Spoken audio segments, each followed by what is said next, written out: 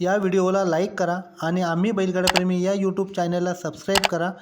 तसेच बेल आयकॉनवर क्लिक करा म्हणजे तुम्हाला आमचे नवनवीन व्हिडिओ पाहता येतील. तर नमस्कार, आपण मथुर बैलाचे मालक आपले निलेश शेठ आणि विकास शेठ यांचे पिताश्री दादा यांच्याशी आपण सविस्तर चर्चा करूया. दादा नमस्कार. नमस्कार. दादा तुमचं स्वागत आहे आमच्या चॅनलमध्ये. दादा मथुर बद्दल काय सांगाल? मथुरची निवड तुम्ही करत असताना काय बघितलं होतं मथुरमध्ये? एक लहानपणी त्याला मुलाही आपला आणला आदात मध्ये आणि त्याला एक घरात मुलासारखाच आम्ही सांभाळला. ओके. आणि मुलासारखा सांभाळून पोर त्याला शेरतीला नेऊन त्याची आम्हाला आवड लागली. आवडीप्रमाणे त्याला आम्ही घरातली बाई माणसं मी एखाद्या मुलासारखा सांभाळून तो आमच्या समोर खेळल्यावर करायचो बस. आणि दादा आता हा नाद तुमचा तो दुग्ध व्यवसाय बरोबर आहे, तुम्हाला तर सवड भेटत नाही या गोष्टी तुमच्या दुग्ध व्यवसायापासून. हा नाद लागायचं कारण, याच्या मागचं कारण तुम्ही मला सांगाल का? कसं काय नाद लागला? म्हणजे तुम्ही या क्षेत्रात मथुर घेण्याचा निर्णय अचानक घेतला की काही संगनमताने घेतला, मुलांच्या संगनमताने घेतला की तुम्ही तुमच्या जीवावर बैल आणला होता? नाही, मुलांच्या संघ माझं बैलांचं काय, मला म्हशी शेती आणि मी एक अनाडी माणूस. ओके. एक मुलगा नोकरीवाला, एक जरा थोडाफार छोटाफार आपला साईड बघणं. माझं शेती आणि ढोर ही सांभाळण्याचं काम माझंच. बरोबर. तुमचं करायची नाही यायचा ना. तुमचं जे योगदान आहे, त्यांना जे मार्गदर्शन आहे ते अत्यंत मोलाचं आहे. आणि त्याच्यामुळे आज जे नाव तुमचं बाजीराव सरकार हे नाव जे मार्केटमध्ये गाजते ना दादा, ते ह्या दोघांची जी युती आहे ना, ह्या युतीमुळे आणि ह्या तुमच्या मेहनतीचं फळ हे मथुर आपल्याला देतोय. तर दादा मथुरची काळजी कशी घेता तुम्ही? आता बघा, हे दोघे जॉबला आहेत. विकास शेठ आपल्या साईटवर असतात, निलेश शेठ आपले शिक्षकी पेशा असल्यामुळे दिवसभर वेळ बसत नाही. तर तुम्ही त्याची घरी असताना तुमचं त्याचं नातं तुम्ही कशी काळजी घेता मथुरची? मी आता त्याला कधी टाइमावर त्याला कधी अंगावर हात टाकणं किंवा शेण पडल्यावर लगेच ताबडतोब बाजूला करणं, पुढ्यात कुठं मुंगी आहे का काडी आहे ती साफ करणं, त्याला हात टाकणं, हेच माझी काळजी त्याला.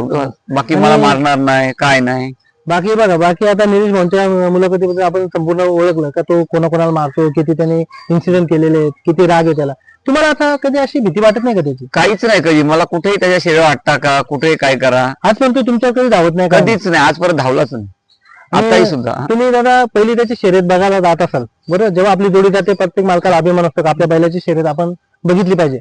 शर्यतीला गेल्यानंतर तिथे त्याचा रंग कसा असतो? तुम्ही त्याच्यामध्ये काय अग्रेसिव्ह म्हणजे काय तुम्ही त्याच्यामध्ये वेगळं पण जाणवतो तुम्हाला? ही जवळपास शर्यती असली तरच जातो. मला जायला काय वेळ, 2-4 म्हशी असल्यामुळे त्यांचं बघावं लागतं. हे दोन्ही घेऊन गेले जवळपास असतील, कुठलं पोसरी असं जवळ शिरसा, तर तिथं गेल्यानंतर तो कधी टाफरा डरकत असतो, पण आपण गेलो का तो लगेच अशी मान हलवत राहील, ये जवळ. ते तुमच्याबद्दल असलेले प्रेम, प्रेमाने ओरडतो तुमचं त्यांच्यावर असलेलं प्रेम आणि तुम्ही जी काळजी घेता ना, ते याच्यातून त्याच्यावर सिद्ध होतं. दादा मथुरच्या बाबतीत सांगायचं झालं तर मथुरची आता पावसाळ्यामध्ये इतकी गरमी आहे, तुम्हीच त्याच्याबरोबर जास्त तुम्ही काळजी घेता कारण दोघांना वेळ नाही. तर कशी काळजी घेता मथुरची स्पेशल या उन्हाळ्याच्या सीझन मध्ये? आता 45 डिग्री सेल्सिअस अंश तापमान आहे आपल्याकडे. कशा प्रकारे काळजी घेतली आहे? कारण बऱ्याच बैलांना आपण बघतोय की खूप त्रास होतो उन्हाळ्याचा आता या गरमीचा. तर गरमीमध्ये कशी काळजी घेता? काळजी काही नाही. त्याला सकाळी आपलं जरा असं गरम वाटलं तर लगेच झाडाखाली घ्यायचं, गार पाणी पाजायचं मस्त पैकी. दुपारी पण उठल तेव्हा पाणी पाजायचं आणि शीतळ हवेमध्ये ठेवून द्यायचं. हीच काळजी द्यायची, बाकी काय. आणि दादा आता मातीमध्ये तुम्ही ठेवता, मातीमध्ये त्याला बांधता येते बरोबर बाहेर, तर मॅट मध्ये बांधताना आणि मातीमध्ये बांधत असताना तुम्हाला काय फरक जाणवला बैलामध्ये? मॅट मध्ये बांधणं म्हणजे मॅट कशी कडक असल्यामुळे गरम प्लास्टिक आणि ती पोटाला वगैरे गरम राहते. गरम राहिल्यामुळे ती कधी त्याचं मूत साचलं काय साचलं तर डाग पडल्यावर, मातीवर डाग हा विषयच नाही, म्हणून आम्ही त्याला मातीवर बांधतो. मॅटचं कॅन्सलच केलंय. दादा धन्यवाद, तुम्ही आम्हाला अत्यंत मोलाची माहिती दिली आणि असंच तुमचं नाव आपल्या मथुरच्या मार्फत संपूर्ण कर्जत तालुक्यामध्ये नाही महाराष्ट्रामध्ये गाजवत मथुर आहेत. आता घाटावर देखील आपण बघतो मथुर तुमचं नाव गाजवतोय. तर त्याबद्दल काय सांगाल? ज्यावेळेस घाटावर पाठवता तुम्हाला आठवण येत असेल ना त्याची थोडी तरी? हो. कारण कसं आहे, घरातला एक सदस्य जेव्हा आपल्या कुठे बाहेर जातो फिरायला, कुठे जाऊ, तर त्या घराला घरपण देणारी माणसं एखादं जरी जाणवत नसेल तरी मग त्या माणसाची कमी जाणवते. मथुर बद्दल जेव्हा घाटावर जातो तर तुमच्या भावना काय असतात? आमच्या त्याच घरातून बैल न्यायला म्हणजे जो बिचारा सांभाळतोय मनोज म्हणून पोरगा आहे सांगलीमध्ये, तर तो सांभाळतो घरच्या गावात. तो बिचारा व्हिडिओ करून 2 दिवशी 4 दिवशी कधी दररोज पण रात्री व्हिडिओ करून दाखवतो. हा बैल चालून दाखवतो, फिरून दाखवतो किंवा शेतीला नाही असं दाखवतो व्हिडिओ. आणि तो घरातल्या का सांभाळतो आणि तो ठेवतो पण इतका सुंदर, जिथल्यापेक्षा पण जास्त मेहनत घेतो, जास्त आणि म्हणजे योग्य प्रकारे त्याची निगा घेतली जाते, निगा घेतली. आणि दादा मथुरच्या बाबतीत आता बघा निलेश भाऊंना जो अग्रेसिव्हपणा दाखवतो तुम्हाला दाखवत नाही, बरोबर आहे.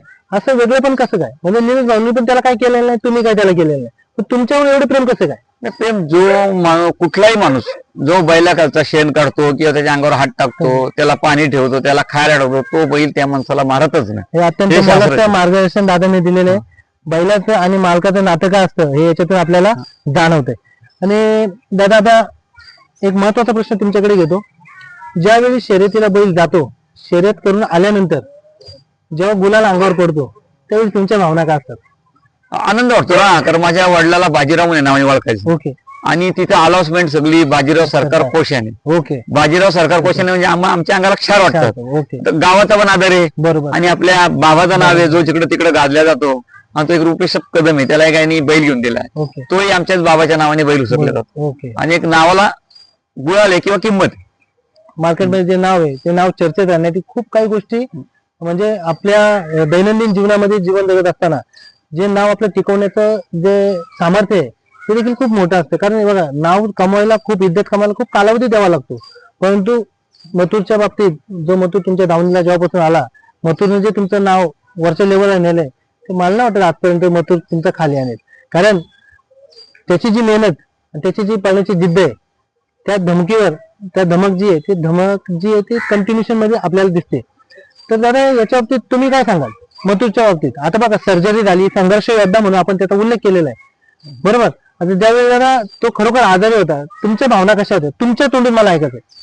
आजारी होता म्हणजे माणसाला वाटायचं ना, तो जर बोलणारा असता तर बाबा माझे पाय दुखतात, माझी छाती दुखते का, माझं पोट दुखतंय. बरोबर माणसाचं कसं मानव जीवनामध्ये सगळे आजार सांगले जातात, बरोबर मुखात जाणवलं काही समजूच शकत नाही.